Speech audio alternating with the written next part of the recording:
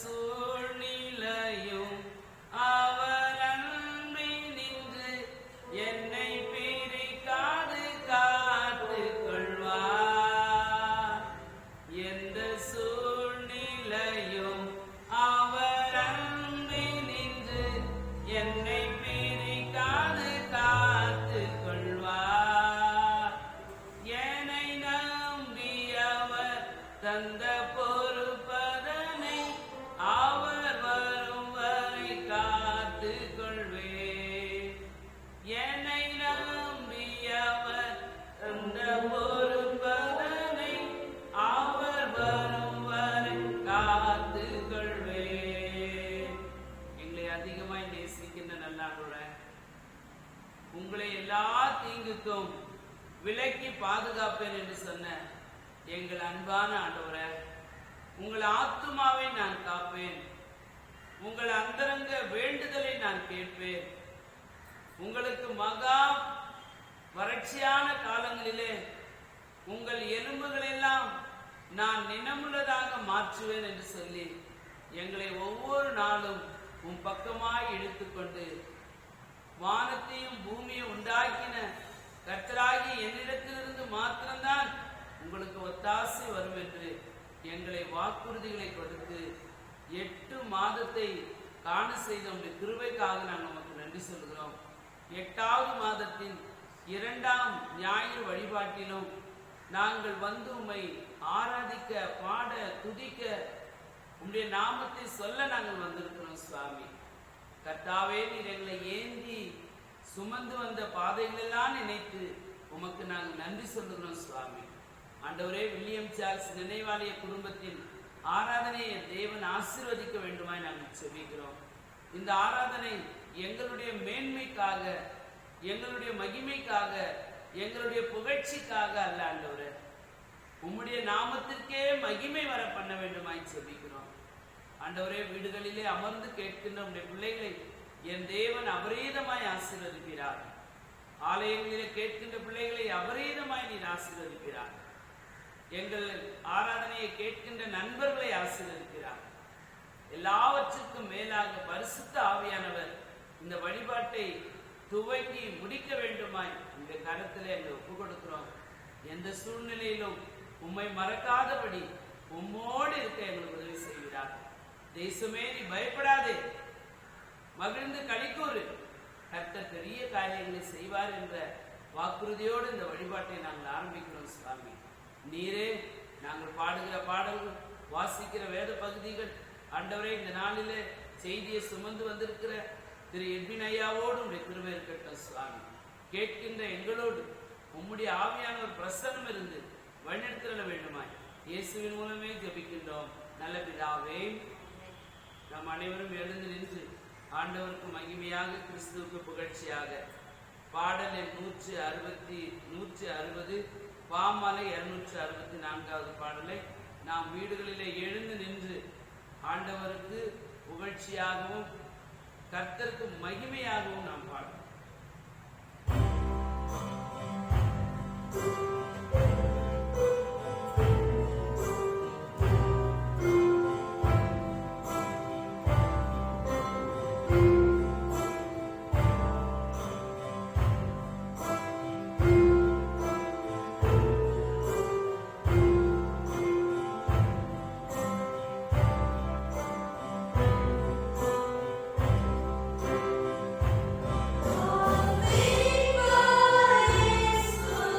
Oh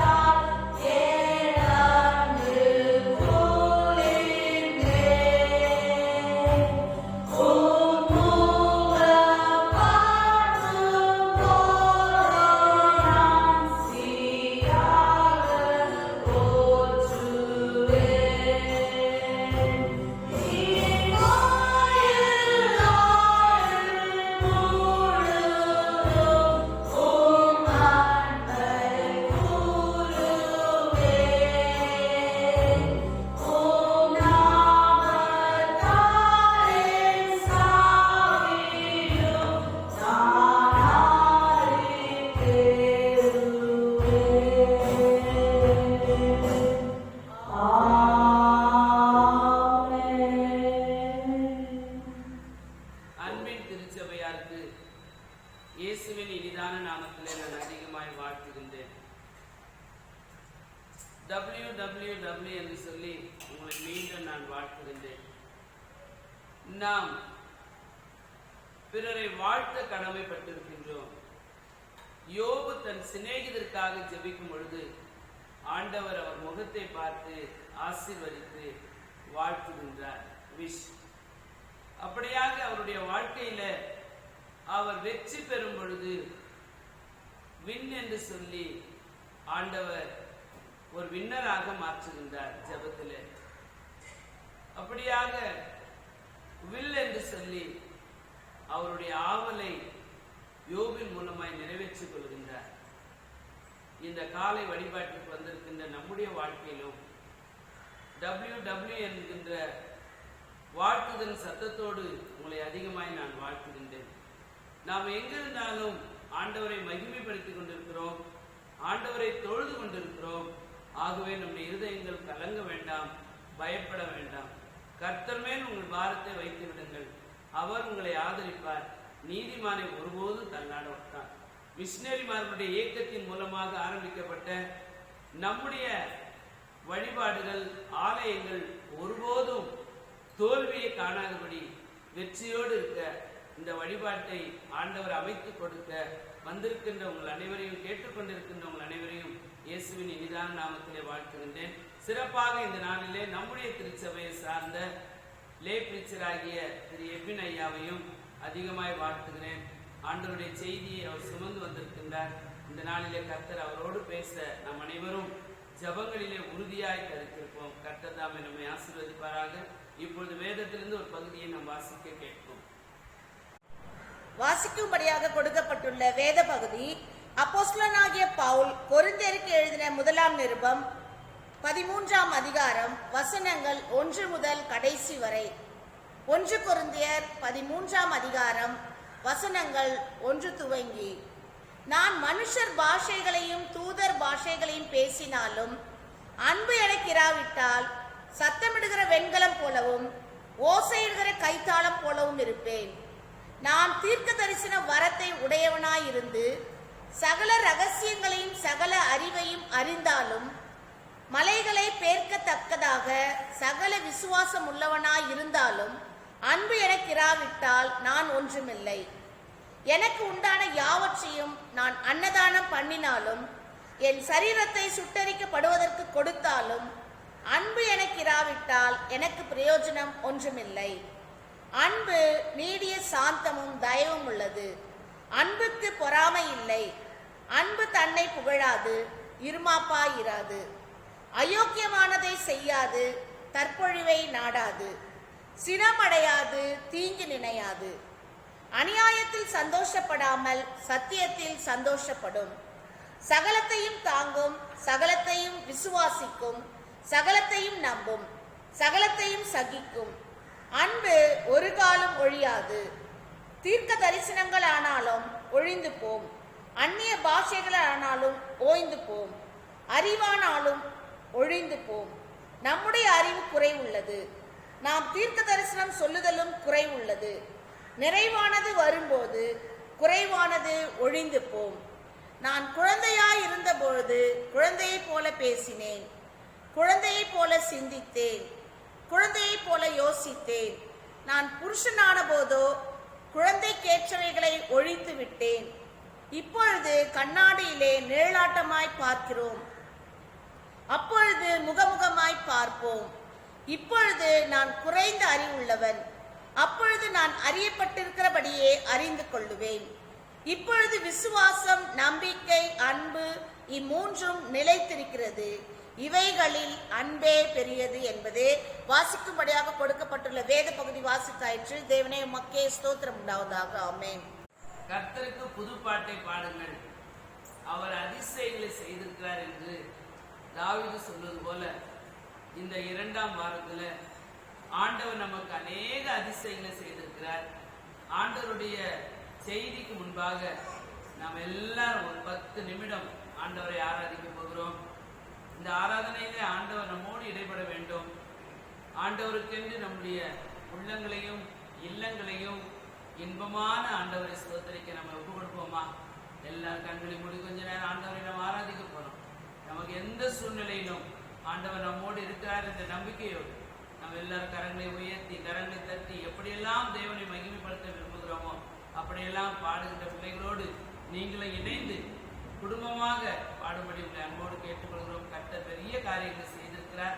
இதன் நிமித்தம் நாம் மகிழ்ந்திருக்கிறோம். கர்த்தரை சுதந்திரிப்போம், கர்த்தரை துதிப்போமா.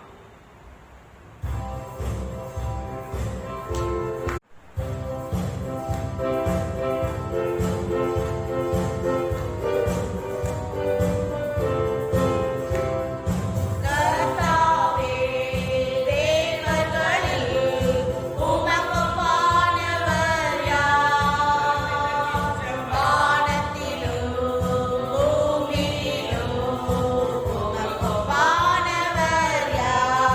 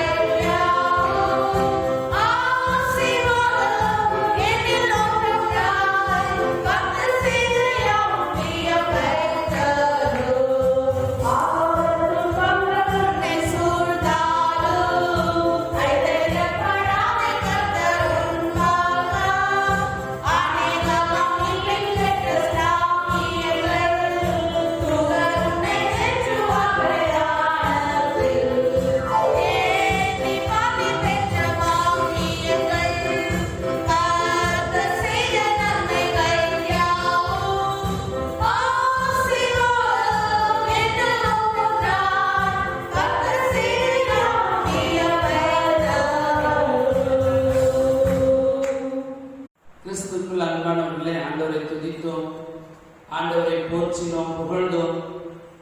தேவர்களே உமக்கு ஒப்பானவர் யார்? கோவிட்-19 நம்மை தொற்றிக் கொண்டிருந்தாலும் இஸ்ரவேல் தேவன் நம்மோடு இருக்கிறார். ஆண்டவர் பகலிலே மேக ஸ்தம்பமாக, இரவிலே நமக்கு அக்கினி ஸ்தம்பமாக இருந்து நம்மை நடத்தின ஆண்டவர். உன்னுடைய ஆசீர்வாதத்தெல்லாம் எண்ணிப்பார், உனக்கு கிடைத்த நன்மைகளெல்லாம் எண்ணிப்பார். கவுண்டிங் தி பிளெஸிங். கடைசியாக ஆண்டவர் நம்ம ஒப்பு கொடுக்கிற நேரம் ஆண்டவருடைய செய்திக்கு முன்பாக ஆண்டவருடைய சமூகத்தை நம்ம ஒப்பு கொடுப்போமா? இந்த மாதமெல்லாம் தேவனே உடைய சித்தத்தின்படி என்னை நடத்துங்க. என் பிள்ளைகளுடைய திருமண வாழ்வை நடத்துங்க. என் பிள்ளைகளுடைய கல்லூரிக்கு இடத்தை நீங்க தெரிவு செய்து தாங்க. பலவீனங்கள் மறையட்டும், சுகவீனங்கள் மறையட்டும், இல்லாமைகள் போகட்டும். ஆண்டவருடைய சமூகத்தில் ஒரு விஷயம் நம்ம ஒப்பு கொடுப்போமா? கண்களை மூடி இருக்கிற இடங்களில் முழங்கால் படிட்டு, ஆண்டவரே உடைய சித்தத்திற்கு எங்களை நாங்கள் ஒப்பு கொடுக்கிறோம். எனக்கு சித்தம் உண்டு, நீ சுத்தமாக என்று சொன்ன ஆண்டவருடைய சமூகத்தில் நம்ம ஒப்பு கொடுப்போம். கர்த்தர் நம்மை ஆசீர்வதிப்பார், ஆசீர்வதிப்பார். ஒரு விஷயம் கண்களை மூடி நம்முடைய ஆசீர்வாதத்தெல்லாம் சொல்லுங்க. ஆண்டவரே, இத்தனை விதமா என்னை ஆசீர்வதிக்கிறீங்கப்பா. எத்தனையோ பலவீனங்கள், சுகவீனங்கள், துன்பங்கள், உயரங்களை என்னை சுமந்து கொண்டாலும் இம்மட்டை நடத்தினரே. என்னை, என் குடும்பத்தை, என் பிள்ளைகளை, என் கணவரை, என் மனைவியை, என் தேசத்தை, என் திருச்சபையும், என்னுடைய எல்லா பணிகளையும் நான் ஒப்புக் கொடுக்கிறேன், ஒப்புக் கொடுக்கிறேன் என்று ஒப்புக் கொடுப்போமா? கர்த்தர்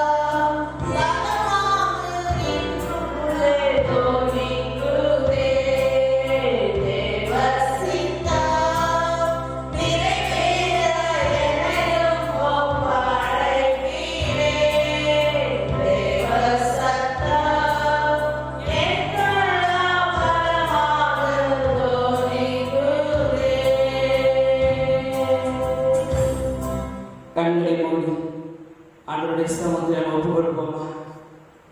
அப்பா, உம்முடைய சித்தம் என்னிலே நிறைவேற ஆண்டவரே, உம்முடைய விருப்பம் என்னிலே நிறைவேற ஆண்டவரே, உம்முடைய ஆவல் என்னிலே நிறைவேறப்பா.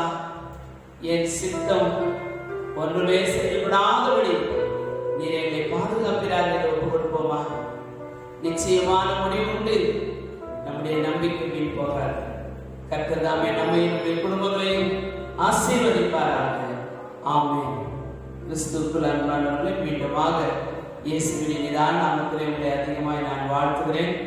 இந்த நாளிலே நமக்கென்று செய்தியை சுமந்து வந்திருக்கின்ற நம்முடைய சகோதரர், நம்முடைய நண்பர், நம்முடைய திருச்சபையினுடைய மூத்த உறுப்பினருடைய மகனாகிய லேபிச்சர் திரு எட்வின் ஐயா அவர்களே திருச்சபை சார்பிலே நான் வாழ்த்துகின்றேன்.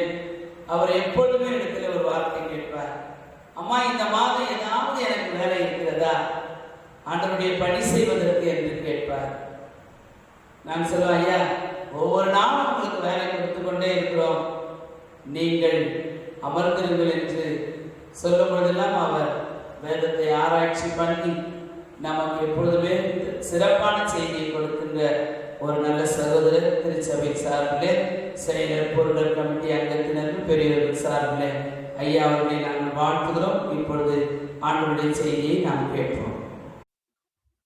ஆண்டவராகிய இயேசு கிறிஸ்துவின் இனிய நாமத்தினாலே உங்கள் யாவரையும் வாழ்த்துகிறேன். நாம் தேவ செய்திக்குள்ளாக கடந்து செல்லும் முன்பதாக கர்த்தரை நோக்கி பார்ப்போம். அன்பின் ஆண்டவரே, இந்த நேரத்திலும் கூட உம்மை நோக்கி பார்க்கிறோம் சுவாமி. உமக்கு மகிமையை செலுத்துகிறோம். பிதா, குமாரன், பரிசுத்த ஆவியானவரே, உம்மை துதிக்கிறோம், உம்மை தொழுது கொள்ளுகிறோம். இந்த வேளையிலும் கூட உம்முடைய வார்த்தைகளை ஏற்ற விதத்திலே தியானிக்கும்படியான கிருபைகளை நீர் தர வேண்டும் சுவாமி. பரிசுத்த ஆவியானவரே, எங்களுக்குள்ளே வாரும். இந்த வார்த்தைகளை ஏற்ற விதத்திலே அடியன் எடுத்து சொல்லும்படியாக அடியனை நீர் நடத்தும் சுவாமி. ஆண்டவரே, கேட்கிற ஒவ்வொருடைய இருதயத்திலும் உம்முடைய வசனங்கள் கிரியை செய்யத்தக்கதாக நீர் கிருபை செய்யும். ஆண்டவரே, எங்கள் ஒவ்வொருவரையும் நம்முடைய கரங்களில் தருகிறோம். ஆசீர்வதியும். துதி கன மகிமை யாவற்றை மக்கள் செலுத்துகிறோம். இயேசு கிறிஸ்துவ நாம் ஜெபம் கேளும் பரம்பிதாவே. ஆமேன், ஆமேன், ஆமேன். நமக்கு இன்றைக்கு தியானத்துக்குரிய பகுதி திருமணம். கர்த்தருடைய வார்த்தை திருமணத்தை குறித்து என்ன சொல்லி இருக்கிறது? மனிதனுடைய வாழ்க்கை, குறிப்பாக குடும்ப வாழ்க்கை எதை பற்றியது, எப்படி இருக்க வேண்டும் என்று கர்த்தர் சித்தமாயிருக்கிறார் என்ற காரியங்களை குறித்து நாம் தியானிக்க இருக்கிறோம். முதலில் நாம் ஆதியாகமம் 2ஆம் அதிகாரம் 18ஆம் வசனத்திலிருந்து நாம் அவற்றை பார்ப்போம். 18ஆம் வசனம், பின்பு தேவனாகிய கர்த்தர், மனுஷன் தனிமையாயிருப்பது நல்லதல்ல, ஏற்ற துணையை அவனுக்கு உண்டாக்குவேன் என்றார். தேவனாகிய கர்த்தர் வெளியின் சகல மிருகங்களையும் ஆகாயத்தின் சகலவித பறவைகளையும் மண்ணினாலே உருவாக்கினார். ஆதாம் அவைகளுக்கு என்ன பெயரிடுவான் என்று பார்க்கும்படி அவைகளை அவனிடத்தில் கொண்டு வந்தார். இந்த வசனங்களை எல்லாம் பார்க்கிறோம். 20ஆம் வசனத்தில் ஆதாமுக்கு ஏற்ற துணை காணப்படவில்லை என்பதை பார்க்கிறோம். 21ஆம் வசனத்தில், அப்பொழுது தேவனாகிய கர்த்தர் ஆதாமுக்கு அயர்ந்த நித்திரையை வரப்பண்ணினார். அவன் நித்திரை அடைந்தான். அவன் விலா எலும்புகளில் ஒன்றை எடுத்து அந்த இடத்தை சதையினால் அடைத்தார். 22ஆம் வசனம், தேவனாகிய கர்த்தர் தாம் மனுஷனில் எடுத்த விலா எலும்பை மனுஷியாக உருவாக்கி அவளை மனுஷனிடத்தில் கொண்டு வந்தார். இப்படியாக 24ஆம் வசனத்தை பார்க்கிறோம். இதன் நிமித்தம் புருஷன் தன் தகப்பனையும் தன் தாயும் விட்டு தன் மனைவியோட இசைந்திருப்பான், அவர்கள் ஒரே மாம்சமாயிருப்பார்கள். இந்த விதமாக வசனங்கள் சொல்லுகிறது, அவர்கள் ஒரே மாம்சமாக இசைந்திருப்பார்கள் சொல்லி. அது மாத்திரமல்ல, முதலாக கர்த்தர் மனுஷனை படைத்த பிறகு அவன் தனிமையா இருப்பது நல்லதல்ல என்று சொல்லி அவனுக்கு ஒரு துணையை ஏற்படுத்தினார். இதை தான் இந்த 2ஆம் அதிகாரத்தில் பார்க்கிறோம். அதிலும் கூட தகப்பனையும் தாயும் விட்டு தன் மனைவியோட இசைந்திருப்பான் என்ற வார்த்தைகளையும் பார்க்கிறோம். புதிய ஏற்பாட்டு நூலிலும் பரிசுத்த யோவான் எழுதின நற்செய்தி நூலில் ஆண்டவராகிய இயேசு கிறிஸ்து செய்த முதலாம் அற்புதம், அவர் கானாவூர் கல்யாணத்திலே தண்ணீரை திராட்சை ரசமாக மாற்றுகிறார். அதாவது யோவான் எழுதின நற்செய்தி நூல் 2ஆம் அதிகாரத்தை பாருங்க. அதுல 3ஆம் வசனம், இயேசுவின் தாய் அவர்களுக்கு திராட்சை ரசம் இல்லை என்றாள். அப்ப அந்த திருமணத்துல திராட்சை ரசம் குறைவுபட்டது. இயேசுடைய தாயாகிய மரியாளும் அங்கே வந்திருந்தார்கள். அவர்கள் இயேசுவை பார்த்து அந்த பிரச்சனையை எடுத்து சொல்லுகிறார்கள். அதற்கு இயேசு கிறிஸ்து என்ன சொல்லுகிறார்? ஸ்திரீயே, எனக்கும் உனக்கும் என்ன? என் வேலை இன்னும் வரவில்லையே என்றார். 5ஆம் வசனம், அவருடைய தாய் வேலைக்காரரை நோக்கி, அவர் உங்களுக்கு என்ன சொல்லுகிறாரோ அதன்படி செய்யுங்கள் என்றாள். அப்ப அந்த சொன்ன பிறகு ஆண்டவர் அற்புதம் செய்கிறார். அப்ப அதற்கு முன்பதாக, கொஞ்ச நேரத்துக்கு முன்பதாக, அற்புதம் செய்யறதுக்கு முன்பதாக தான் அவங்க கேட்கிறாங்க. அவங்க கேட்கும்போது இயேசு கிறிஸ்து வேலை வரவில்லை அப்படின்னு சொல்றாரு. ஆனால் அந்த மரியாள் அதை விட்டுட்டு போயிடுறாங்க. நீங்க அவரை கேட்டுக்கோங்க. இந்த பந்தியில அந்த விசாரிப்புக்காரரையும் பரிமாறினவர்களையும் நோக்கி ஆண்டவர் இயேசு கிறிஸ்து என்ன சொல்லுகிறாரோ அதன்படி செய்யுங்கள் என்று சொல்லிவிட்டு அது கடந்து போன பிறகுதான், அந்த பொறுப்பை வைத்துவிட்ட பிறகு, அதற்கு பிறகுதான் இயேசு கிறிஸ்துக்கு வேலை வருது. பிதாவுடைய சித்தம் அதுதான். இதுல நம்ம என்ன புரிஞ்சுக்கிறோம் அப்படின்னு சொன்னா, ஒரு மீடியேட்டர் இயேசு கிறிஸ்துவுக்கும் மக்களுக்கும் இடையில், நடுவுல இடையில யாரும் கிடையாது. அவரிடத்தில் நேரடியாக விண்ணப்பிக்க வேண்டும். அந்த திராட்சரசம் குறைவுபட்டதுனால அந்த மனிதர்கள் அவரிடத்துல போய் கேட்கும்போது தான் அற்புதம் நடக்கிறது. அப்ப அவர்கள் உணர்ந்து, தேவையை உணர வேண்டும், கர்த்தரிடத்தில் கேட்க வேண்டும். அதுதான் அவருடைய வேலை வரும் சமயம். அதற்கு முன்பதாக வேறு நம்பிக்கைகளிலே, வேறு யாரோ ஒருவர் ரொம்ப பரிசுத்தமானவர், அவர் மூலமாக நாம் ஜெபித்துக் கொள்வோம் என்று நினைக்கும் போது பல நேரங்களிலே பல தடங்கல்களை மக்கள் சந்திக்கிறார்கள். இது உண்மை, வேதம் சொல்லுகிற சத்தியம். அதனாலதான் இந்த பகுதியை காட்டார். மரியாள் கேட்கிற வரைக்கும் வேலை வரவில்லை. மரியாள் ஒரு வார்த்தையை, ரொம்ப முக்கியமான வார்த்தையை சொல்லிட்டு போயிடுறாங்க பாருங்க. அவர் என்ன சொல்லுகிறாரோ அதன்படி செய்யுங்கள். இயேசு கிறிஸ்து என்ன சொல்லுகிறாரோ அதன்படி செய்யுங்கள். இதுதான் மனிதனுடைய வாழ்க்கைக்கு அவசியம். ஒருத்தனுடைய குடும்ப வாழ்க்கைக்கும் இதுதான் அவசியம். மரியாள் சில வார்த்தைகளை பேசி இருக்கிறாங்க. இயேசு கிறிஸ்துடைய பிறப்பின் பொழுது, அதற்கு முன்பதாக தேவதூதனை சந்தித்த பொழுது, யோவான் ஸ்நானகனுடைய தாயுடன் பேசிய பொழுது, இன்னும் கூட தேவனை துதித்து ஒரு பாடலை பாடிய பொழுது, அவரை துதித்த பொழுது, இந்த வசனங்களை எல்லாம் சொல்லியிருக்காங்க. அதை காட்டிலும் மிக முக்கியமான ஒரு வசனம் அவர்கள் சொல்லுவது என்னன்னு சொன்னா, அவர் உங்களுக்கு என்ன சொல்லுகிறாரோ அதன்படி செய்யுங்கள். இது ஒரு முக்கியமான காரியம். அப்படி எடுத்துக்கொண்டால் இயேசு கிறிஸ்து என்ன சொல்லுகிறாரோ அதை கவனித்து செய்ய வேண்டும். அது இன்றைக்கு முக்கியம். அநேகர் நினைத்துக் கொள்கிறார்கள், கர்த்தரை நான் விசுவாசிக்கிறேன். ஏராளமான மக்கள் விசுவாசிக்கிறதாக சொல்லுகிறார்கள். அதாவது நம்பிக்கையே அவங்க விசுவாசம் அப்படிங்கிறாங்க. இயேசு கிறிஸ்து என்னுடைய ஆண்டவர். யாரை கேட்டாலும், கிறிஸ்தவர்களை கேட்டா, ஆமா இயேசு கிறிஸ்து என்னுடைய ஆண்டவர். இயேசு கிறிஸ்து உங்களுடைய ரட்சகரா? ஆமா உங்களுடைய ரட்சகர். இல்ல சொந்த ரட்சகரா? சொந்த ரட்சகர். எல்லாம் சொல்லுவாங்க. இன்னும் நான் ரட்சிக்கப்பட்டேன் என்று கூட சொல்லுவாங்க. ஆனால் கர்த்தருடைய வார்த்தை, இயேசு கிறிஸ்து என்ன வார்த்தையெல்லாம் சொல்றாரு, அதை தியானித்து பார்க்க வேண்டும், அதன்படி செய்ய முயற்சி செய்ய வேண்டும். அதுதான் உண்மையான கிறிஸ்தவ வாழ்க்கை, அதுதான் ரட்சிப்பின் வாழ்க்கை.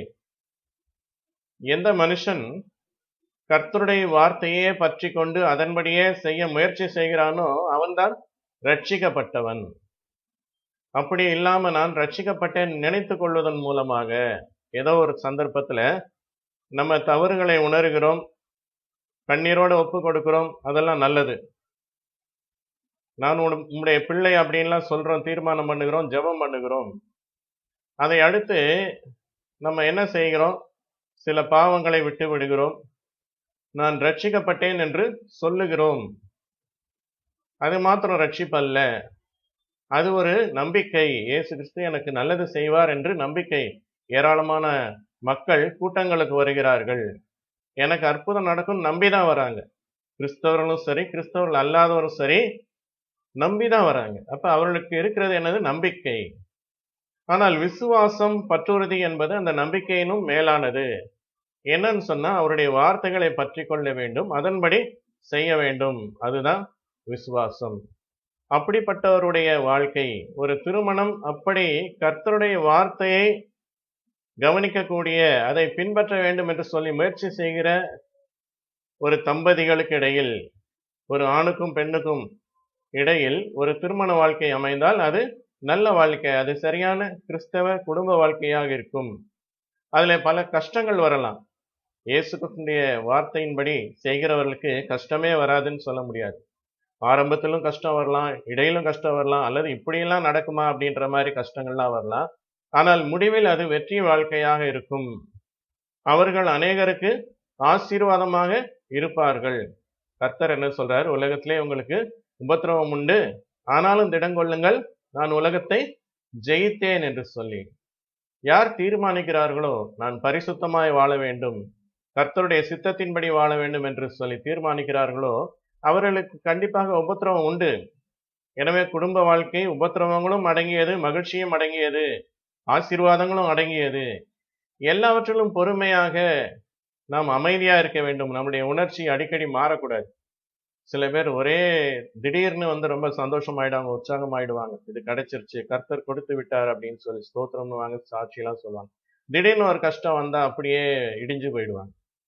நாம் எல்லாவற்றிலும் பொறுமையாக இருக்க வேண்டும். நம்மை நடத்துகிறவர் கர்த்தர், அவருடைய சித்தத்தின்படி அழகாக நடத்துவார் என்ற நம்பிக்கை நமக்கு இருக்க வேண்டும். இன்னொரு ஒரு காரியம், இன்றைக்கு உலகத்துல கிறிஸ்தவர்கள் மத்தியிலும் இருக்கக்கூடிய காரியம், தங்களுடைய வழிகளை அமைத்துக் கொள்ளுகிறார்கள். இதுதான் வாழ்க்கை என்று சொல்லி இன்னைக்கு கல்ச்சர் என்ன சொல்லுதோ அதை ஃபாலோ பண்றாங்க. நம்ம நாட்டு கிறிஸ்தவர்கள் நம்ம நாட்டு கல்ச்சரை ஃபாலோ பண்றாங்க, மேலை நாட்டு கிறிஸ்தவர்கள் அந்த கல்ச்சரை ஃபாலோ பண்றாங்க. அதன்படி கர்த்தர் தங்களை ஆசீர்வதிக்க வேண்டும் என்று சொல்லி மனிதனுடைய வழிகளை எல்லாவற்றையும் கர்த்தர் விரும்புகிறார் என்று சொல்ல முடியாது. சில காரியங்களை சகித்துக் கொண்டிருக்கிறார், அவ்வளவுதான். கர்த்தருடைய காரியங்கள் எல்லாவற்றையும் மனிதன் ஏற்றுக்கொள்வது கிடையாது, அதை பற்றி யோசிக்கிறதே கிடையாது. தனக்கு பிடித்தது எதுவோ அதை தான் அவன், கர்த்தருடைய சித்தம் இப்படிதான் அப்படின்னு சொல்லி அவன் ஒரு தீர்மானத்துக்கு வருகிறான். பல நேரங்களிலே கர்த்தருடைய வழி வேறு விதமாக இருக்கிறது, மனிதனுடைய வழி வேறாக இருக்கிறது. ஏசாயா 55ஆம் அதிகாரம் 8ஆம் வசனம் இப்படியாக சொல்லுகிறது, என் நினைவுகள் உங்கள் நினைவுகள் அல்ல, உங்கள் வழிகள் என் வழிகளும் அல்ல என்று கர்த்தர் சொல்லுகிறார். இந்த இடத்துல நம்ம நிதானித்து பார்க்க வேண்டும். நம்ம ஏதோ ஒரு காரியத்தை நினைச்சிட்டு இதுதான் சரி அப்படின்னு தீர்மானிக்காமல், அல்லது யாரோ ஒருவர் சொல்லுவதை கேட்டு அவர் சொல்லிட்டாரு அப்படின்னு சொல்லி நாம் முடிவு செய்யாமல் கர்த்தருடைய சித்தத்தை நிதானமாக ஆராய்ந்து அதன்படி செய்ய வேண்டும்.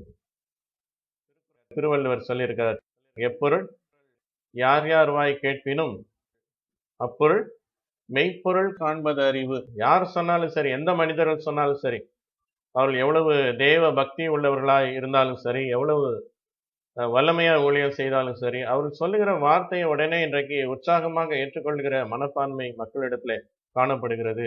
மேபி நல்ல ஊழியராக கூட இருக்கலாம். ஆனாலும் கூட நாம் நிதானிக்க வேண்டும்.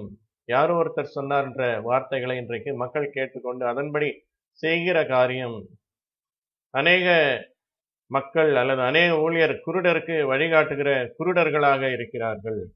அதனால கிறிஸ்தவர்கள் அதிக தவறான காரியங்கள்ல ஈடுபடுகிறார்கள்.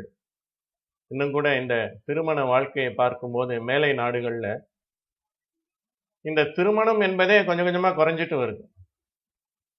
கிறிஸ்தவ குடும்பங்களிலும் கிறிஸ்தவர்கள் மத்தியிலும் இந்த திருமணம்ன்றது குறைஞ்சிட்டு வருது. அவர்கள் சேர்ந்து வாழ விரும்புகிறார்கள். அவர்களுடைய வழிகளை கர்த்தர் ஆசீர்வதிக்க வேண்டும் என்று சொல்லி அவர்கள் நினைக்கிறார்கள். ஒரு கஷ்டம் என்ன அப்படின்னு சொன்னா, மேலை நாட்டுல ஒரு காரியம் உண்டானால், ஒரு அறிவியல் கண்டுபிடிப்பா இருந்தாலும் சரி, அல்லது ஒரு நவநாகரிகமான ஒரு காரியமா இருந்தாலும் சரி, அது சில வருடங்களுக்குள்ளாக நம்முடைய நாட்டுக்குள்ளே வந்து விடுகிறது. ஒரு 5 வருஷம் 10 வருஷத்துக்குள்ள அது நம்ம நாட்டுக்குள்ள வந்துருது. டெலிவிஷன் கண்டுபிடிக்கப்பட்டது சில வருடங்கள் கழித்து வருகிறது. அப்படி ட்ரெஸ்ல இருக்கிற ஃபேஷன்லாம் இங்கே வந்துருச்சு. அப்படியாக இப்படிப்பட்ட பழக்கங்கள் இன்னும் கூட மேலை நாட்டில் வந்து ஹோமோசெக்சுவல், லெஸ்பியன் இதையெல்லாம் திருச்சபை அங்கீகரிக்க வேண்டும் என்று சொல்லி மக்கள் விரும்புகிறார்கள், போராட்டம் நடத்துகிறார்கள், சட்டமும் இயற்றப்பட்டு வருகின்றன. மேலை நாடுகள்ல ட்ரெஸ் வந்து எப்படி போட்டுட்டு வராங்க சர்ச்சுக்கு? சாதாரணமா ஒரு நம்ம கால் சட்டையை போட்டுட்டு வந்துடுறாங்க, ஒரு பனியனை போட்டு வந்துடுறாங்க.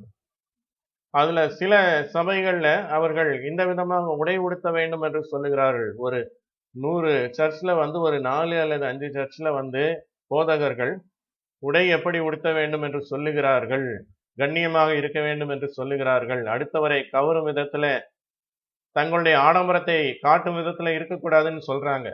ஆனால் அப்படிப்பட்ட சபைகளிலே கூட்டம் கம்மியாக இருக்கிறது. ஒரு 80 பேர் 90 பேர் தான் அங்க அந்த கூட்டங்களுக்கு வருகிறார்கள். ஆனால் அதையெல்லாம் பத்தி எதுவுமே பேசாம அல்லது கர்த்தருடைய வார்த்தைகளை தொடவே தொடாமல், நமக்கு மத்தேயு 5:6 ஆண்டவர் இயேசு கிறிஸ்து பேசுறாரு. அதை நாம் அநேக நேரங்களில் தியானிப்பதே இல்லை. அதெல்லாம் நீங்க எடுத்து படிங்க. மத்தேயு 5 என்ன சொல்றாரு, யாரெல்லாம் பாக்கியவான்கள்ன்றாரு. அதெல்லாம் படிச்சு பார்க்கணும். அதெல்லாம் யோசிக்கிறதே இல்லை. ஏதோ ஒரு சில வார்த்தைகளை எடுத்து சொல்லி நல்லா பிரைஸ் அண்ட் வர்ஷிப், அந்த ஆராதனைலாம் பார்க்கும்போது ரொம்ப ஆச்சரியமா இருக்கும். இவ்வளவு பக்தியாக ஆராதிக்கிறார்கள், இவ்வளவு நேரம் ஆராதிக்கிறார்கள், கடவுளோடு அப்படியே ஐக்கியமாகி விடுகிறார்கள், பரிசுத்தாவினால நிறைந்தவர்களாக அவர்கள் இப்படியாக துதித்துக் கொண்டிருக்கிறார்கள் அப்படின்னு சொல்லி நினைக்க தோன்றுகிறது. ஆனாலும் கூட கர்த்தருடைய சித்தத்தை யோசிக்காமல் அவர்கள் அபிஷேகத்தில் நிறைந்தால் என்ன பிரயோஜனம்? பரிசுத்தாவினுடைய அபிஷேகமே வந்து கர்த்தர் நமக்குள்ள வரணும் அப்படின்னா கர்த்தருடைய சித்தத்தை நாம் கவனிக்க வேண்டும், கேட்க வேண்டும். ஒரு உணர்ச்சி பூர்வமான காரியமாக மாத்திரம் அது இருக்கக்கூடாது. அமெரிக்காவில் ஒரு முக்கியமான ஒரு பெண்மணி, அவர் சின்ன வயசுலயே அதிகமாக பைபிளினுடைய வசனங்களை மனப்பாடம் செய்து அதை பேசும் திறமை பெற்றவர்கள். அதுக்கு பிறகு வந்து டெலிவிஷன்ல வந்து முக்கியமாக அந்த கேம்பியரிங் செய்யற மாதிரி வந்து ரொம்ப ஃபேமஸ் ஆயிட்டாங்க. அவர்கள் இன்னும் நான் கிறிஸ்தவ பெண்மணி, கிறிஸ்தவ பெண் அப்படின்னு சொல்லிட்டு இருக்கிறாங்க. அவர்களை இந்தியாவில் உள்ள தொலைக்காட்சி நிறுவனத்துல வட இந்தியாவினுடைய ஒரு பெண்மணி, கிறிஸ்தவர் அல்லாத ஒரு பெண்மணி பேட்டி காட்டுறாங்க. அவங்க கேட்கிறாங்க, நீங்கள் ஏன் திருமணம் செய்து கொள்ளாமல் ஒருவருடன் சேர்ந்து வாழ்கிறீர்கள் அப்படின்னு சொல்லி. அதற்கு அந்த பெண்மணி, ஓப்ரா வின்ஃப்ரே அப்படிங்கிற அந்த பெண்மணி என்ன பதில் சொல்றாங்கன்னா, இந்த கேள்வி இந்திய பெண்மணிக்கு சரியான கேள்வி. It is a good question for Indian woman அப்படிங்கிறாங்க. எங்களுடைய சுதந்திரத்தினுடைய நிலை வேறு. நான் இன்றைக்கு திருமணம் செய்து கொண்டிருந்தால் 1 வருடம் 2 வருடத்துல அது விவாகரத்திலே முடிந்திருக்கும். நான் இப்படி வாழ்றனால தான் இத்தனை வருடம் அந்த மாதிரியாக சேர்ந்தே வாழ்கிறோம் அப்படிங்கிறாங்க. அப்ப அதை தவறான காரியத்தை பெருமையாக நினைக்கக்கூடிய ஒரு காரியம் இருக்கிறது. கிறிஸ்தவர்கள் அல்லாதவர்களிடத்துல காணப்படுகிற சில ஒழுக்கங்கள் கிறிஸ்தவர்களிடத்துல காணப்படவில்லை. இது மிகவும் வருத்தப்படக்கூடிய காரியம். இதனுடைய காரணம் என்னன்னு சொன்னா, பொருளாதார சூழ்நிலை வளர்ந்து விடுகிறது, வசதி பெருகி விடுகிறது, அவருடைய ஸ்டைல் மாறிடுது. மற்றவர்களிடத்துல அவங்க ஏதோ ஒரு சின்ன தொகையை அவர்கள் காணிக்கை கொடுக்கும்போது அல்லது ஏழைகளுக்கு கொடுக்கும்போது தங்களை ரொம்ப பெரியவர்களாக நல்லவர்களாக நினைத்து கொள்ளுகிறார்கள். இது ரொம்ப ரொம்ப ஆபத்தான ஒரு காரியம். தங்களை தாங்களே நல்லவர்களாக, தங்களை தாங்களே நீதிமான்களாக நினைத்து கொள்வது மிக மிக ஆபத்தான காரியம். ஒரு ப்ரோக்ராமுக்கு போயிருந்தேன். அப்படிப்பட்ட ஒரு நிகழ்ச்சி, கல்ச்சுரல் ப்ரோக்ராம்ல நான் கலந்து கொள்ள வேண்டியிருந்தது. அங்கே கலந்து கொண்ட மற்ற சிலர் அந்த போட்டியில ஒரு போட்டியில கலந்து கொண்டார்கள், தம்பதிகளுக்கான போட்டி. அங்க வந்து சிலர் வந்திருந்தாங்க, என்னுடைய வயது உள்ளவர்கள். அது சில வருடங்களுக்கு முன்பு நடந்ததுனால அவங்க ஒரு 48, 50 வயது உள்ளவர்கள். அவங்களுக்கு சில கேள்விகள் கேட்டார்கள். அதற்கு பிறகு அவங்களுடைய மனைவிகள் அங்க வரல. அவர்களுக்கு போன் பண்ணி அதே கேள்வியை கேட்கிறாங்க. அப்ப ஒருவரிடத்துல இந்த விதமாக கேள்வி கேட்கிறாங்க. என்ன கேள்வி கேட்டாங்கன்னா, உங்கள் மனைவி சமைத்ததுல எந்த சமையல் அல்லது எந்த ரெசிபி உங்களுக்கு ரொம்ப பிடிக்கும் அப்படின்னு கேட்குறாங்க. அதற்கு அவர் என்ன சொன்னார் அப்படின்னு சொன்னா, என்னுடைய மனைவி சமைப்பதில் எதுவுமே எனக்கு பிடிக்காது அப்படின்னு சொன்னார். அடுத்தது அவரிடத்துல என்ன கேட்டாங்க, உங்க மனைவியினுடைய ஹீரோ யாரு? நிஜ வாழ்க்கையில யார் ஹீரோ? இந்த என்டர்டெயின்மெண்ட்ல சினிமா இதுல வந்து யார் ஹீரோ அப்படின்லாம் கேட்டாங்க. அப்ப அதுல அவர் பதில் என்ன சொன்னாரு, நிஜ வாழ்க்கையிலும் சரி, இந்த ரியல் லைஃப் அதாவது சினிமா உலகத்திலும் சரி, லைஃப்லையும் பார்க்கும்போது நான் தான் ஹீரோ, எல்லாத்துலயும் நான் தான் என் மனைவிக்கு ஹீரோ அப்படின்னாரு. அதை அடுத்து மனைவி இடத்துல ஃபோன் பண்ணி அவங்க கேட்டாங்க, நீங்க செய்யற சமையல்ல உங்க கணவருக்கு எது பிடிக்கும் அப்படின்னு சொல்லி கேட்டாங்க. அதுக்கு அந்த அம்மா சொன்னாங்க, சக்கரை பொங்கல் பிடிக்கும், சக்கரை பொங்கல் பிடிக்கும், ரொம்ப உற்சாகமா சொன்னாங்க. ஃபர்ஸ்ட் கேள்வி போச்சா? அப்ப அவங்க என்ன ஆசைப்படுறாங்க, தான் சமைப்பது கணவருக்கு பிடிக்க வேண்டும் அப்படின்னு சொல்லி ஒரு எதிர்பார்ப்பு காணப்படுகிறது. ஆனா அந்த எதிர்பார்ப்பை நிறைவேற்றுகிற குணம் இவர்கிட்ட இருக்குதா? இல்ல. அவரிடத்துல மாத்திரம் இல்ல, நம்மிடத்துல அநேகம் பேருக்கு இருக்கக்கூடிய குறைபாடு. நம்ம அதிகமாக எதிர்பார்க்கிறோம், கணவனிடத்திலிருந்து அதிகமாக எதிர்பார்க்கிறோம், மனைவியிடத்திலிருந்து அதிகமாக எதிர்பார்க்கிறோம். ஆனால் நம்ம அன்பு காட்டுவதில் குறை உள்ளவர்களா இருக்கிறோம். அன்பை அதிகமாக எதிர்பார்க்கிறோம், பிள்ளைகளிடத்துல அன்பை அதிகமாக எதிர்பார்க்கிறோம், பெற்றோரிடத்துல அதிகமாக அன்பை எதிர்பார்க்கிறோம், கணவனிடத்துல மனைவியிடத்துல அதிகமாக அன்பை எதிர்பார்க்கிறோம், செயல்பாடுகளை எதிர்பார்க்கிறோம். ஆனால் அந்த அளவுக்கு நம்ம செய்வதில்லை. ஆண்டவர் இயேசு கிறிஸ்து என்ன சொன்னார், பிறர் உங்களுக்கு என்ன செய்ய வேண்டும் என்று விரும்புகிறீர்களோ அதை நீங்கள் அவர்களுக்கு செய்யுங்கள் அப்படின்னு சொல்லி சொன்னார் இல்லையா? அப்ப அடுத்தது இந்த நிகழ்ச்சியில அந்த பெண்ணிடத்துல கேள்வி கேட்டாங்க போன்ல, உங்களுடைய வாழ்க்கையில கணவர் வந்து ஒரு ஆன்சரை சொல்லியிருக்காரு, உங்களுடைய ஹீரோ யாருன்றத அவங்க சொல்லிட்டாரு. இப்ப நீங்க சொல்லுங்க, உங்களுடைய ஹீரோ யாரு? நிஜ வாழ்க்கையில யார் ஹீரோ? இல்ல இந்த என்டர்டெயின்மெண்ட்ல ரியல் லைஃப்ல யார் ஹீரோ, ரியல் லைஃப்ல யார் ஹீரோ அப்படி? அவங்க என்ன சொன்னாங்க, அந்த ரியல் லைஃப்ல அப்படின்னா ஒரு 20 வருஷத்துக்கு முன்னாடி, ஏன்னா எங்க வயசுக்கு ஏத்த மாதிரி, அந்த 20 வயசுக்கு முன்னாடி யார் ரொம்ப டாப்ல இருந்தாரு, அந்த சூப்பர் ஹீரோ பேரு சொன்னாங்க. அடுத்தது ரியல் லைஃப்ல உண்மை வாழ்க்கையில யார் ஹீரோ அப்படின்னு கேட்டாங்க. அதுவாவது இவர் பேரு சொன்னாங்களா? இல்ல. என்ன சொன்னாங்க, என்னுடைய மகன் தான் என்னுடைய சொந்த வாழ்க்கையில ஹீரோ அப்படிங்கிறாங்க. அப்ப அவருடைய எதிர்பார்ப்பு வேறு விதமாக இருக்கிறது, அவர் செயல்படுவது வேறு விதமாக இருக்கிறது. இன்றைக்கு சூழ்நிலை அப்படிப்பட்டவர்களாக, இது கிறிஸ்தவத்தை அறியாத குடும்பம். கிறிஸ்தவ குடும்பங்கள்ல இன்னும் கூட ரொம்ப மோசமா இருக்கு. இவங்க வந்து அவங்க விருப்பப்படி போறாங்க, அவர் விருப்பப்படி போறாரு. மற்ற மக்களை காட்டிலும் இந்த விஷயத்துல குறை உள்ளவர்களா இருக்கிறார்கள் கிறிஸ்தவர்கள்.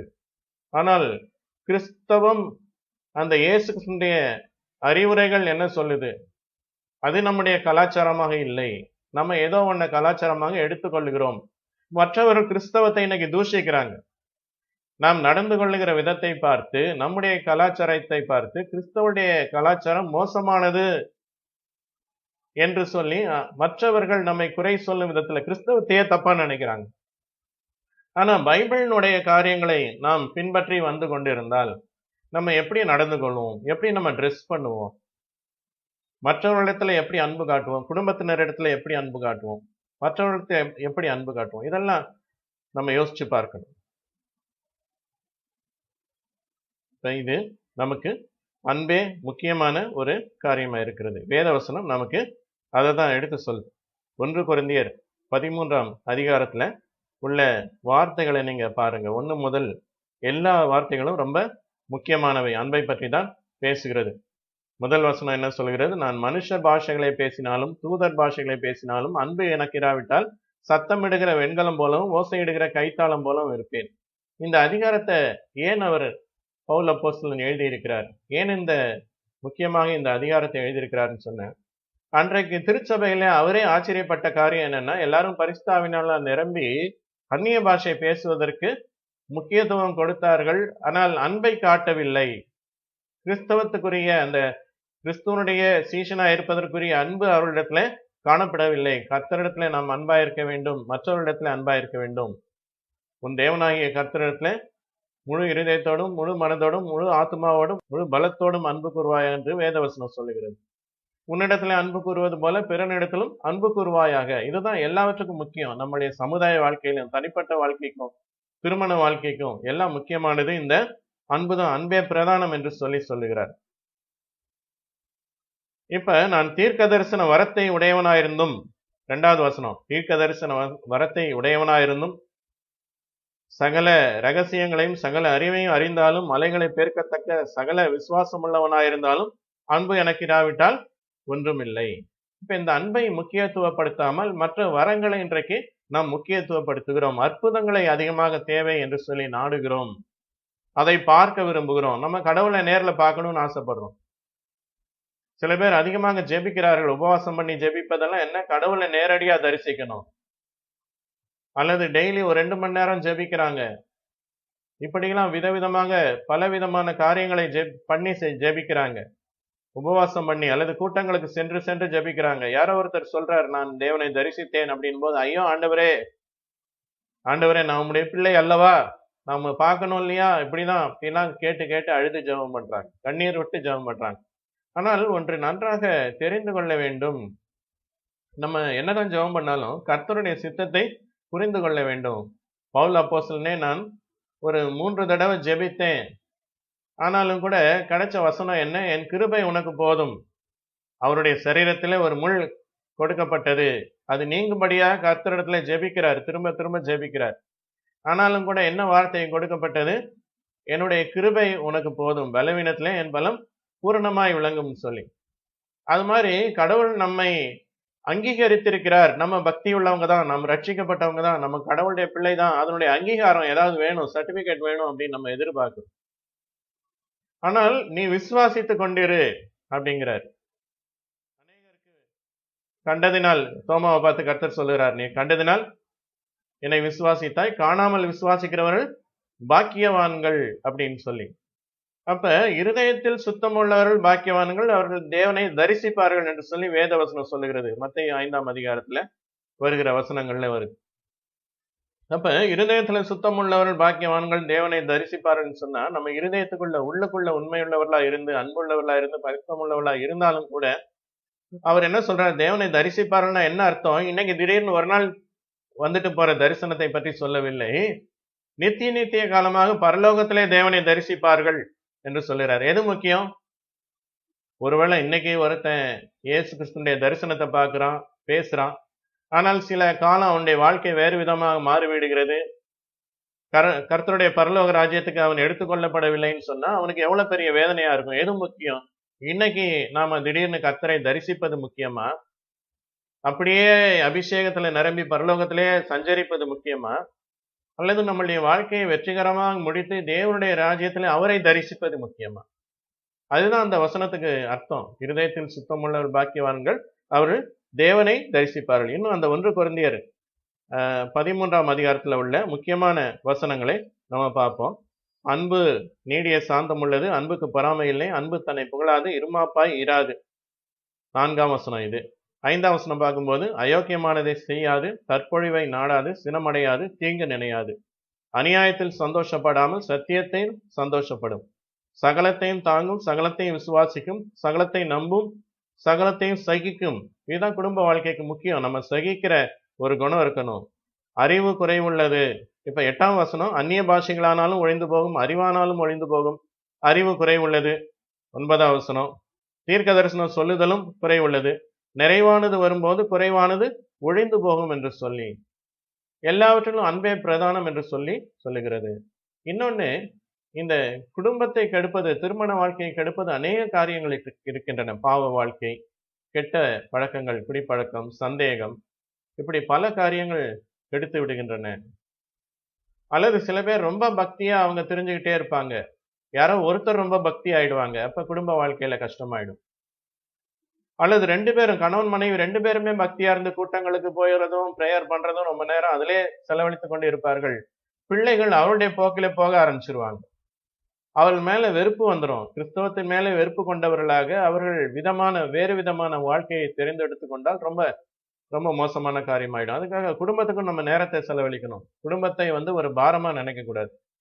ஒரு பட்டம் பறக்கும் பொழுது அதுக்கு நல்ல கனமா வால் கட்டி விடுவாங்க. எனக்கு அதிகமா அந்த பட்டம் பறக்க விட தெரியாது, ஆனா மற்றவங்க பறக்க விட்டுறத பார்த்துருக்கேன். அது எதுக்கு வால் அப்படின்னா, அந்த வால் இல்லைன்னா பட்டம் சுத்த ஆரம்பிச்சிடும், வேகமா சுத்த ஆரம்பிச்சிடும், அது ஸ்டெடியா இருக்காது. அது மாதிரி பட்டத்துக்கு நூல் இருக்குது. அந்த பட்டம் நூலை அடிமைத்தனம் என்ன இழுத்தா நான் திரும்ப வரணும், அந்த விதத்துல இருக்க வேண்டும் அப்படின்னு அது ஒரு அடிமைத்தனமாக நினைக்கலாம். ஆனா அந்த நூல் இல்லைன்னா பட்டம் எங்கேயோ அடிச்சுட்டு போய் எங்கேயோ போய் மாட்டிக்கிட்டு கிடக்கும். ஏதோ ஒரு மரத்துல சிக்கும் அல்லது ஒரு போஸ்ட்ல சிக்கிக்கும். அது போலதான் நம்முடைய வாழ்க்கையிலும் குடும்ப வாழ்க்கை நமக்கு அநேகருக்கு பாரமாக தெரியலாம். சிலருக்கு அது அடிமைத்தனமாகவும் தெரியலாம். என்னுடைய கணவர் இப்படிலாம் சொல்றாரு, இதெல்லாம் செய்ய வேண்டியிருக்குது, இப்படி கஷ்டமா இருக்கு, இவ்வளவு வேலை செய்ய வேண்டியிருக்குது அப்படின்னு சொல்லி நினைக்கிற பெண்மணிகள் உண்டு. சில கணவன்மார் வருத்தப்படுகிறார், நான் இவ்வளவு கஷ்டப்பட்டேன், குடும்பத்துல யாருமே என் மேல அன்பா இருக்கவில்லை அப்படின்னு சொல்லி, என்னுடைய மனைவி இவ்வளவு கஷ்டத்தை என் மேல பாரத்தை சுமத்துறாங்கன்னு சொல்லி. அப்படி குடும்ப வாழ்க்கை பாரமாக தோன்றும், அல்லது சிலருக்கு அடிமைத்தனமாக கூட தோன்றும். ஆனால் அது ஒரு ஆசீர்வாதமான வாழ்க்கை. அந்த பாரங்கள் இருந்தாதான் நம்மால வெற்றிகரமான வாழ்க்கை வாழ முடியும். இந்த வசனங்களை நாம் நினைவு கூற வேண்டும். ஆண்டவர் இயேசு கிறிஸ்து என்ன சொன்னார்? மீண்டுமாக யோசிச்சு பார்த்தால் மரியாள் சொன்ன வார்த்தையை நம்ம நினைச்சு பார்ப்போம். இயேசுடைய தாயாகிய மரியாள், அவர் என்ன சொல்லுகிறாரோ அதன்படி செய்யுங்கள். இயேசு கிறிஸ்துடைய வார்த்தைகளை நல்லா கவனிக்கணும். அதன்படி நடக்க ஆரம்பித்தால் நம்முடைய வாழ்க்கை, அந்த இல்வாழ்க்கையும் ஆசீர்வாதமாக இருக்கும், தனிப்பட்ட வாழ்க்கையும் ஆசீர்வாதமாக இருக்கும். அது மாதிரி நாம் அன்புள்ளவர்களாக இருக்க வேண்டும், நாம் விட்டு கொடுக்கிற மனப்பான்மை இருக்க வேண்டும். இது ஒரு ஆசீர்வாதமான குடும்பமாக விளங்கும். நாம் ஜெபம் செய்வோம். அன்பின் ஆண்டவரே, நன்றியோடு உம்மை துதிக்கிறோம் சுவாமி. இந்த வேளையிலும் கூட உம்முடைய வார்த்தைகளை தியானிக்கும்படியாக நீர் கிருபை செய்தீர், அதற்காக நன்றி செலுத்துகிறோம் சுவாமி. உம்முடைய வார்த்தைகள் எங்களுடைய வாழ்க்கையிலே எங்களுக்குள்ளே கிரியை செய்யத்தக்கதாக நீர் கிருபை ராஜா. நல்ல ஆசீர்வாதமான வாழ்க்கையை தாரும் சுவாமி. இந்த மக்களுக்காக கெஞ்சி மன்றாடுகிறோம். ஒருவராயிலும் துன்பப்படக்கூடாது, ஒருவராயிலும் வேதனையிலே, கடன் பிரச்சனையில, வியாதியில இருக்கக்கூடாது. எல்லாருக்கும் நல்ல பாதுகாப்பை தாரும், நல்ல இம்யூனிட்டியை தாரும் சுவாமி. எந்த வியாதியை நெருங்காதவாறு காத்துக்கொள்ளும் சுவாமி. ஆண்டவரே, எங்கள் தேசத்தையும் உலகத்தையும் நினைத்தருளும் சுவாமி. ஆண்டவரே, எந்த விதமான கொள்ளை நோயும் பாதிக்காதவாறு நல்ல வேக்சின்கள் சீக்கிரத்திலே கண்டுபிடிக்கப்படத்தக்கதாக, அது பயன்படுத்தப்படத்தக்கதாக கிருபை ராஜா. மக்களுடைய பொருளாதார வாழ்க்கையை நீர் ஆசீர்வதி ராஜா. தேவைகளை சந்தித்தருளும் ஆண்டவரே. அவர்கள் உண்மையை பின்பற்றுகிற மக்களாக பரிசுத்தமான வாழ்க்கை வாழும்படியாக கிருபை செய்யும். எங்கள் ஒவ்வொருவரையும் அந்த விதத்திலே ஆசீர்வதியும். அடியனை நினைத்தருளும் உம்முடைய கரங்களில் ஒப்புக் கொடுக்கிறோம் சுவாமி. துதி கன மகிமை யாவற்றும் மக்கள் செலுத்துகிறோம். இயேசு கிறிஸ்துவின் நாமத்தினால் ஜெபம் கேளும் பரம்பிதாவே. ஆமென், ஆமென், ஆமென். கர்த்தர் உங்களை ஆசீர்வதிப்பார். நன்றி. சபைக்கான அறிவிப்புகளை நாம் கேட்போம். கிறிஸ்துவுக்குள் அன்பானவர்களே, மீண்டுமாக உங்களை அதிகமாய் வாழ்த்துகின்றேன். இந்த வாரத்தில் நமக்கு இந்த வீடியோ காட்சியை கண்டு கழிக்க தேவன் உதவி செய்திருக்கிறார். மீண்டும் மீண்டும் சொல்லுகிறேன், எளிமையான நம்மையும் தேவன் பாதுகாத்து வருகிறார். இதற்கு உறுதுணையாக இருந்த நம்முடைய பிள்ளைகளை தேவன் ஆசீர்வதிப்பார். அருமையான சகோதரி எந்த நேரத்தில் அழைத்தாலும் வருகின்றவர்களை ஆசீர்வதிப்பார். அது மாத்திரமல்ல, நமக்கு அழகான பாடல்களையும் நேர்த்தியாய் அதற்கு ஏற்றாற்போல் நமக்கு அமைத்து கொடுக்கின்ற நம்முடைய செயலர் திரு அசோகையா அவர்களுக்கு திருச்சபையின் சார்பில் நன்றியை நான் தெரிவித்துக் கொள்கிறேன். கர்த்தர் நம் ஒவ்வொருவரையும் ஆசீர்வதிப்பார். சோர்ந்து போகாமல் ஜெபியுங்கள், இடைவிடாமல் ஜெபியுங்கள், விழித்திருந்து ஜெபியுங்கள். தனிமைப்படுத்தப்பட்டிருக்கின்ற நம்மை தேவன் பார்த்து கொண்டிருக்கிறார். நம்முடைய செயல்கள் எல்லாம் ஆண்டவருக்கு பிரியமாக இருக்க தேவன் உதவி செய்வார். இந்த நாளிலே நமக்கு அருமையான நேர்த்தியான செய்தியை கொடுத்த அருமையான ஐயாவுக்கு திருச்சபையின் சார்பிலே நன்றியை தெரிவித்துக் கொள்கிறேன்.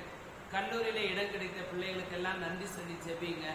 இன்னும் இடம் கிடைக்க வேண்டிய பிள்ளைகளுக்கெல்லாம் ஜெபியுங்க. திருமண வயதுகளை தாண்டி இருக்கிற பிள்ளைகளுக்காக ஜெபியுங்க. பிரசவத்திற்கு காத்திருக்கிற பிள்ளைகளுக்கெல்லாம் நீங்கள் ஜெபிக்கும்படி உங்களை அன்போடு நான் கேட்டுக்கொள்கின்றேன். தனிமைப்படுத்திக் கொண்டு ஆண்டவரோடு இணைந்திருப்போம். கர்த்தர் நம்மை ஆசீர்வதிப்பார்.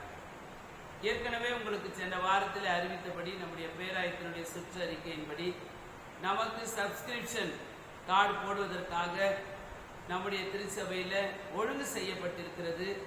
அதை உங்களுக்கு சுற்றறிக்கையின் மூலமாய் அறிவித்திருக்கின்றோம். ஒவ்வொரு நாளும் காலை 10 மணி முதல் மாலை 5 மணி வரை நீங்கள் ஆலயங்களில் வந்து உங்களுடைய காணிக்கைகளையும் நம்முடைய உரை காணிக்கைகளையும் படைக்க தேவன் உங்களுக்கு உதவி செய்ய வேண்டுமாய் நாங்கள் வேண்டிக் கொள்கிறோம். கர்த்தர் தாமே அந்த காரியங்களை செயல்படுத்த உங்களுக்கு உதவி செய்வார். இதற்கான சந்தேகங்கள் எதையாகிலும் உங்களுக்கு இருக்குமானால் ஆயர், செயலர், பொருளரை நீங்கள் அணுகும்படி உங்களை அன்போடு கேட்டுக்கொள்கிறோம். கர்த்தர் தாமே நம்மை ஆசீர்வதிப்பாராக.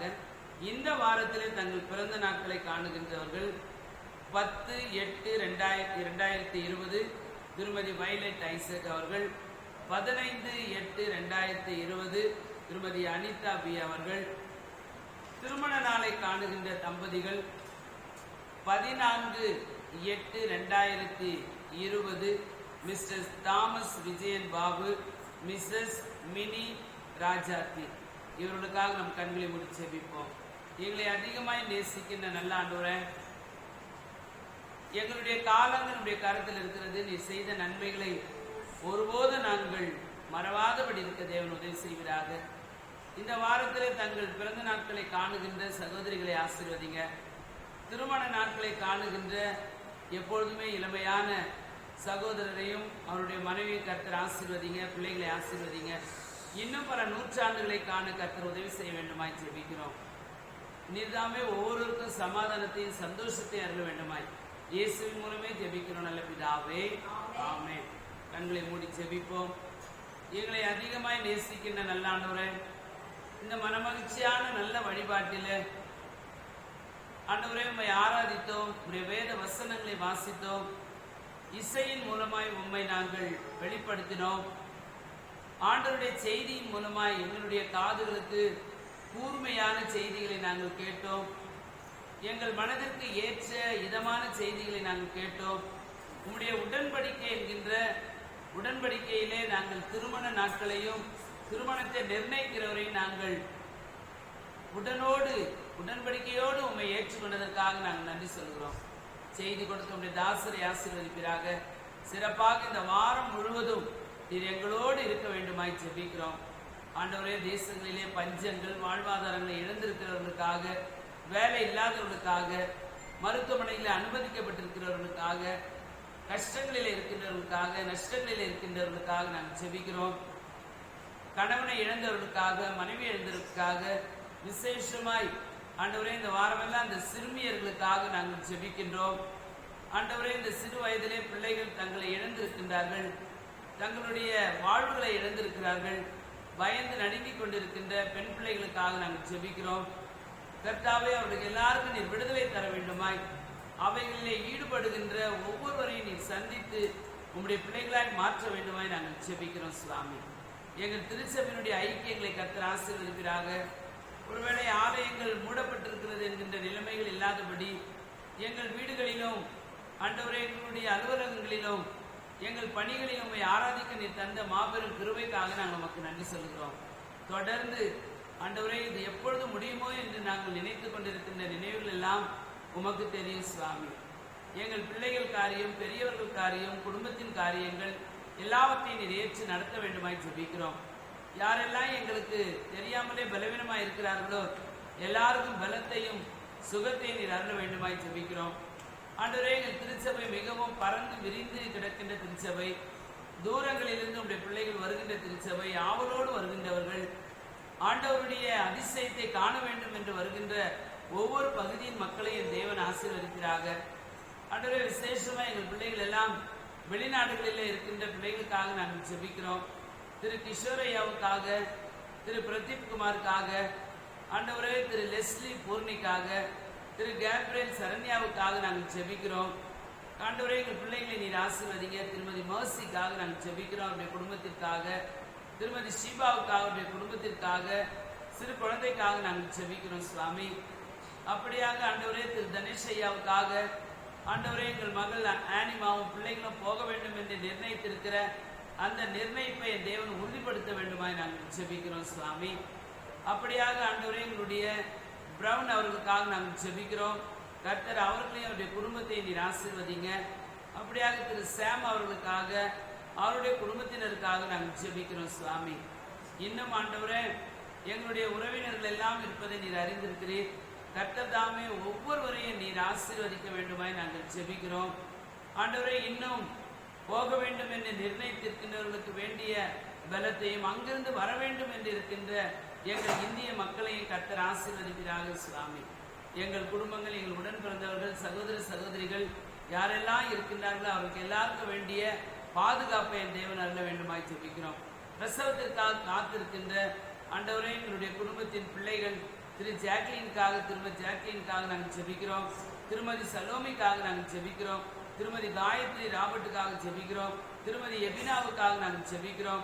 திருமதி பிளஸ்ஸிக்காக நாங்கள் செபிக்கிறோம். இன்னும் ஆண்டவரே எங்கள் அக்கம் பக்கத்தில் இருக்கின்றவர்களுக்காக நாங்கள் செபிக்கிறோம் ஐயா. ஆண்டவரே இந்த COVID-19 மூலமா யாருக்கு எந்த பலவீனங்கள் வராதபடி தேவன் பாதுகாத்துக் கொள்ளுங்க. சிறப்பாக ஆண்டவரே திருமதி ஆட்லினுடைய குழந்தைக்காக நாங்கள் செபிக்கிறோம். திருமதி அனிதா குழந்தைக்காக நாங்கள் செபிக்கிறோம். ஆண்டவரே திருமதி ஷீபா குழந்தைக்காக நாங்கள் செபிக்கிறோம்.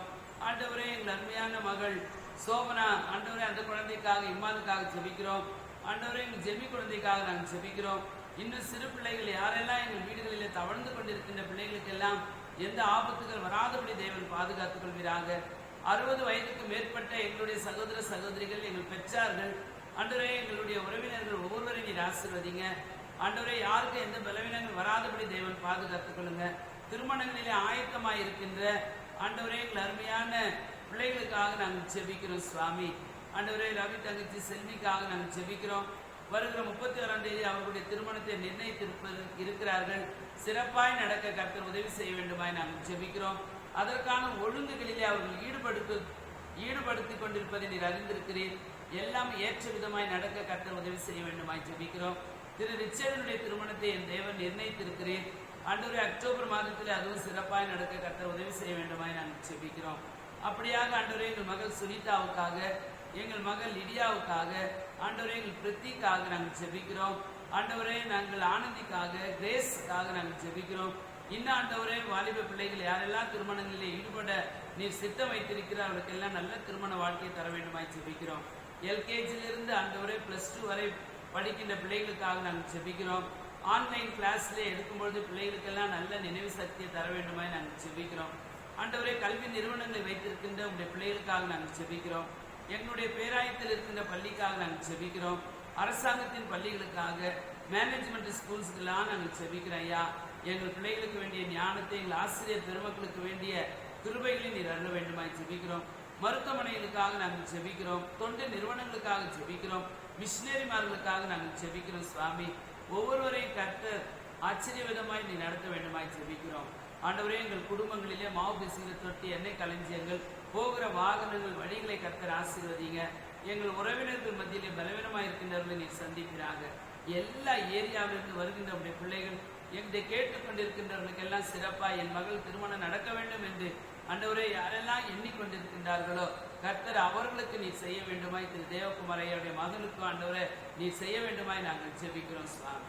எல்லாவற்றையும் உடைய கருத்திலே நாங்கள் ஒப்பு கொடுக்கிறோம் ஐயா, ஒப்பு கொடுக்கிறோம். எங்களால் ஒன்றுமே முடியாது சுவாமி, எல்லாமே உம்மால முடியும் ஐயா. ஆண்டவரே எங்கள் பேராயத்திற்காக அவருடைய குடும்பத்திற்காக நாங்கள் ஜெபிக்கிறோம் சுவாமி. ஆண்டவரே வேண்டிய நல்ல ஞானத்தை கிருபைகளையும் அருள்வீராக. எல்லா ஆயர் பெருமக்களுக்காக நாங்கள் ஜெபிக்கிறோம். எல்லா திருச்சபைக்காக நாங்கள் ஜெபிக்கிறோம். எல்லா மிஷினரிமார்களுக்காக ஜெபிக்கிறோம். வட இந்திய, தென்னிந்திய மாநிலங்களுக்காக நாங்கள் ஜெபிக்கிறோம் சுவாமி. ஆண்டவரே எப்பொழுது எங்கள் ஆலயம் திறக்கப்படும் என்று நாங்கள் எதிர்பார்த்திருக்கிற காரியங்கள் எல்லாம் நடக்க கர்த்தர் உதவி செய்ய வேண்டுமாய் நாங்கள் ஜெபிக்கிறோம். ஆண்டவரே ஒருவேளை எசப்பா நாங்கள் யார் பெயரையாவது விட்டிருப்போம் என்றால் வெளிநாட்டில் இருக்கிற பிள்ளைகள் எல்லாம் நீர் ஆசீர்வதிப்பீராக. குடும்பங்களிலே தனித்தனியாய் பேராய் நீர் ஆசீர்வதிங்க. சுகர் வியாதியோடு இருக்கின்றவர்கள், கழுத்து வலியோடு இருக்கின்றவர்கள், ஆண்டவரே கேன்சர் வியாதியோடு இருக்கின்றவர்கள், முட்டி வலி, கால் வலி, இரவிலே தூக்க குறைவுள்ளவர்களுக்காக நாங்கள் ஜெபிக்கிறோம். ஒவ்வொருவருக்கு வேண்டிய பலத்தையும் சுகத்தையும் தாங்கப்பா. கண் ஆபரேஷன்ல இருக்கின்ற பிள்ளைகளுக்காக நாங்கள் ஜெபிக்கிறோம். நீர் ஆசீர்வதிங்க. எல்லாருக்கும் வேண்டிய பலத்தை தாங்க. இந்த COVID-19 குறித்து நாங்கள் பயப்படாதபடி ஆண்டவரே என்னென்ன விதிமுறைகள் சொல்லுகிறார்களோ அவைகளை நாங்கள் பின்பற்றி நடக்க கர்த்தர் உதவி செய்யுங்க. நாங்கள் படைக்கின்ற காணிக்கைகளை கர்த்தர் ஆசீர்வதிங்க. இப்பொழுது ஆண்டவரே எங்களுடைய குடும்பத்தினுடைய மாதாந்திர உரை காணிக்கைகளை நாங்கள் படைக்க என் தேவன் உதவி செய்யுங்கப்பா. அதற்கான ஒழுங்குமுறைகளை நாங்கள் சொல்லியிருக்கிறோம். பிள்ளைகளுக்கு அதை லகுவாக்கி தர வேண்டுமாய் நாங்கள் ஜெபிக்கிறோம் சுவாமி. எல்லாருக்கும் வாழ்வாதாரங்களை நீ உயர்த்தி தாங்க. ஆண்டவரே கஷ்டப்படுகின்ற குடும்பங்களை கர்த்தர் ஆசீர்வதிக்கிறாங்க. பலவீனமாயிருக்கிற எலிசபெத்து, ஆண்டவரே எங்களுடைய மாலினி, ஆண்டவரே இன்னும் வயதானவர்கள் எல்லாருக்கும் வேண்டிய சுகத்தை என் தேவன் அருள வேண்டுமாய் நாங்கள் ஜெபிக்கிறோம் சுவாமி. எங்கள் ஏரியா முழுவதையும் கர்த்தர் ஆசீர்வதிங்க. இதை கேட்டுக்கொண்டிருக்கிற அத்தனை சகோதர சகோதரிகளையும் கர்த்தர் ஆசீர்வதிக்கிறாங்க. ஆசிரியர் பெருமக்களை ஆசீர்வதிங்க. நீதித்துறையில வேலை செய்கிறவங்க, காவல்துறையில வேலை செய்கிறவங்க, ஆண்டவரே ஒவ்வொருவரையும் கர்த்தர் ஆசீர்வதிங்க. ஆண்டவரே எங்களுடைய இலங்கை ஐயாவுடைய மகளுக்காக நாங்கள் ஜெபிக்கிறோம். அந்த மகளுக்கு ஆண்டவரே திருமண வயதுகளை தாண்டி இருப்பதை நீர் அறிந்திருக்கிறீர். சிவாவுக்கும் திருமணத்தை என் தேவன் அருள வேண்டுமாய் ஜெபிக்கிறோம். பிரின்சிக்கு திருமணத்தை நிர்ணயிங்க, சாமுக்கு திருமணத்தை நிர்ணயிக்க வேண்டுமாய் நாங்கள் ஜெபிக்கிறோம்.